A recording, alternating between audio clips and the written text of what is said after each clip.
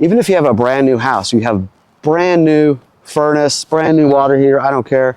If you have gas fired appliances in your house, you should have carbon monoxide detectors, okay?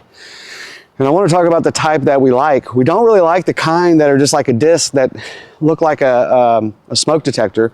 We actually like the type that have an LED readout. You see where it should always say 0 parts per million. This one's not plugged into the wall. It does have a battery backup, but when it's plugged into the wall, it says 0. So 0 parts per million in terms of the measurement of carbon monoxide in the air. It should always be 0. And so you put this in a prominent place in your house. Carbon monoxide is about the same weight as air, so it doesn't rise or fall. And it's just, you put it somewhere where you can walk around, you walk by and you just see it, right? So I have this one in my house. It says 0, and I feel good. You can get these anywhere, Walmart, Home Depot, wherever. We just like this type, okay? Because this is more peace of mind than just one that doesn't have any readout. We don't know what the threshold before it goes off. We don't know if it's working. This we know if it's working, right?